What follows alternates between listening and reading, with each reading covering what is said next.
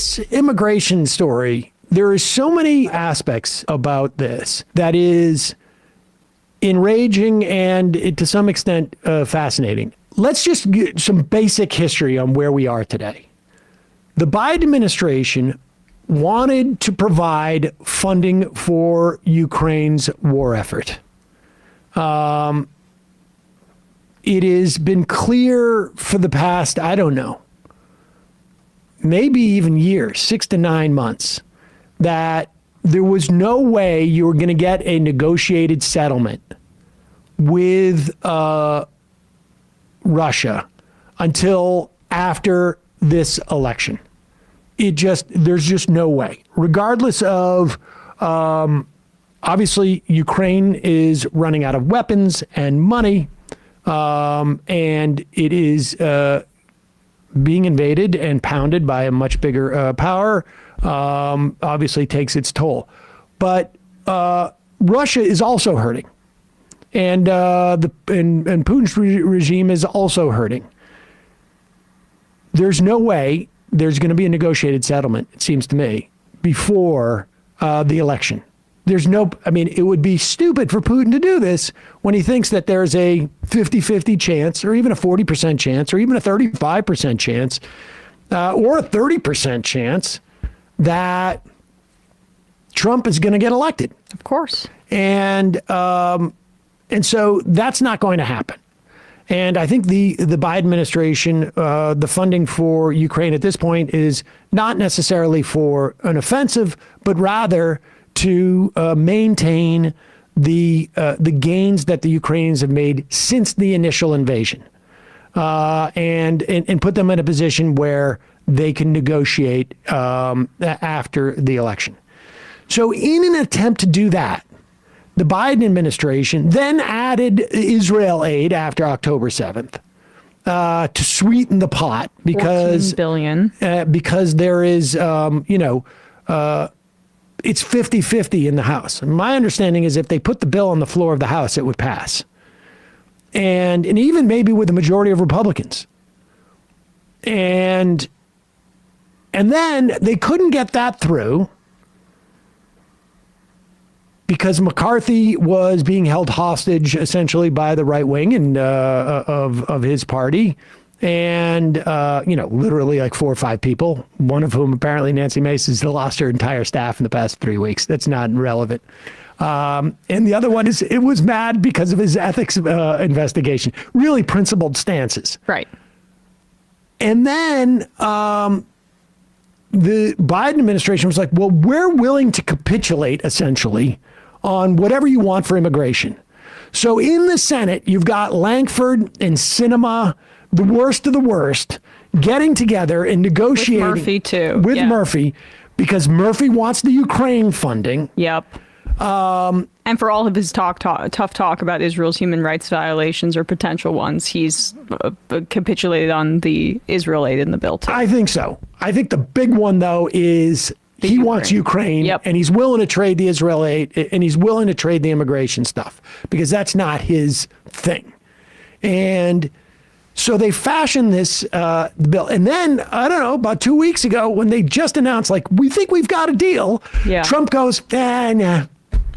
And the whole thing starts to crumble around it. And he's explicit about why he doesn't want it. He doesn't want to give Biden a win before the election. And it's just like, oh, okay, thanks for letting us know. And we know this is the case because not only did Mike Johnson kill the bill, but 2 weeks ago, Mitch McConnell, in a private session with Republicans, says, we got to kill this because Trump doesn't want it. And so much so that even like a guy like Tom Tillis came out and said, I recorded the whole thing. Can't believe you said this. And this is what's happening with the Republicans. Here is Jim Lankford with Jake Tapper just yesterday, amidst rumors that Lankford is, and it's now become clear, is probably going to vote against his own bill that he made. Here is Lankford on Jake Tapper yesterday. On on Twitter or X by Elon Musk, who posted, quote, "The long-term goal of the so-called border security bill is enabling illegals to vote. It will do the total opposite of securing the border," unquote. Now, I know that Elon Musk is not an expert on illegal aliens. Wait, what's going on? Can we start at the beginning of this clip? You want the other one? No. The part, right. Once you start actually deporting people, the flood stops at that point. People are going to pay $10,000 to a cartel to just get deported, and that's what would happen under this bill. We would detain and deport in a much faster process. Obviously, your fellow Republican Mitt Romney has been pretty outspoken, saying that the reason the bill is having difficulties right now is because Donald Trump wants it as a campaign issue, so he doesn't want any attempts to solve it to be successful. And in fact, President Trump, former President Trump, today is slamming your work, specifically your work on the bill. Take a listen. Just to correct the record, I did not endorse Senator Lankford. He ran, and I didn't endorse him. This is a very bad bill for his career. I don't know how a Republican senator can actually put a thing like this forth. So just to correct the record, Donald Trump did endorse you, but regardless of that, why do you think he's going after you? Can we just pause it for the absolute sheer insanity that is our politics? That, like, he's literally just lying about something that is the most sort of like binary. He either did endorse Lankford or he didn't. Yeah. Easiest to look up. I don't even think he remembers. I don't even think he has any concept of it. And it's not like Dan Bongino is like, Mr. Fact President, let me fact check you there. I mean, it's just so hilarious. But it also just shows, like, this party is about fealty to one guy.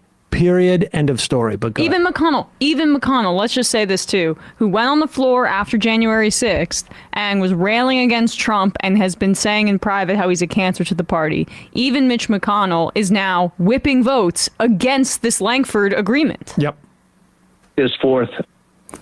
So just to correct the record, Donald Trump did endorse you. He did. But regardless of that, why do you think he's going after you and this border bill, considering this is the most, and I've been in this town for a lot longer than you have, this is the most conservative immigration compromise that I have ever seen come to this level. Previous efforts under Bush and under Obama were far more permissive, far more liberal than this. Why do you think Trump's going after you?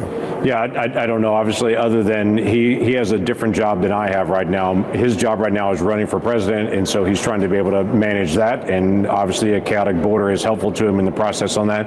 If Donald Trump was president right now, let me be very clear, we would not have the chaotic border that we have right now. Joe Biden is not enforcing the border, even not just like Donald Trump, not like Barack Obama. We have 6 times more people crossing the border now than we had under Barack Obama. So this president's clearly not enforcing the border. But for Donald Trump, he's focused on the campaign. I'm the lead Republican on the Homeland Security Border Management Committee, and so my focus is the national security focus. I'm going to do whatever I can to be able to secure the nation as fast as I can, regardless of election cycles. This is something Americans are looking for and have asked for a very long time. We have got to be able to secure the border. Yes, it's going to have to be bipartisan. It's the United States Senate. It always has to be bipartisan. So let's work together to be able to figure out where we can find common ground and actually solve an issue. We'll solve as much as we can, then start working on the next level. Okay, a couple of things. When Jake Tapper says this is the most conservative immigration compromise I've seen in my history of being here, I would even argue that it's not even a compromise. Yep. The compromise is we'll throw in everything you want for immigration, or at least your top 2 or 3 things that you want for immigration, right? Not we're not going to fund $1 trillion worth of money to go into a secret police to go and try and find everybody in this country that you would try and deport and have a 12-year program of deportation. But we will do everything else. And we'll throw that in to get the Ukraine aid. That's what what the compromise part is. There is no compromise. This immigration bill is garbage from the perspective of anybody who believes that immigrants are helpful for this country, that immigrants are human beings, that we can actually have a policy of immigration that provides people opportunity and protects them and doesn't diminish our working standards in this country, and or that also provides for citizenship for kids who were brought here before they were of the age to make a determination of what they were going to do with their lives, or their families, or have served in the U.S. military, on and on and on. There is no compromise in this immigration. It is a complete capitulation. It's a militarization of the border and an expansion of an authority that was allowed for in Title 42 in the pandemic, ostensibly to keep the country safe from COVID, that would give the president, the federal government, basically, the authority to trigger that whenever they so choose. And so it's like not just a militarization and a funding of the border that makes very little sense, but it also expands the authority of the president. And there is going to be a Republican president again in my lifetime, unfortunately, for sure, maybe very, very soon, who would then have that authority. And that's what Biden gave. The only thing that's saving them is, once again, like when he was obsessed with that grand bargain with the Republicans as vice president. The only thing saving them is the Republican extremism and Trump himself. And then the other funny part about this is Lankford talking about how he's got a mission. Like, Donald Trump has his job and I've got my job. Donald Trump's job is to make sure that everything seems as chaotic as possible. But my job is to actually do something. And I'm going to do that job, except for, and now we're going to jump 24 hours ahead into the future, he's not going to vote for it. No, I won't. He's not going to vote for his own bill. It's amazing.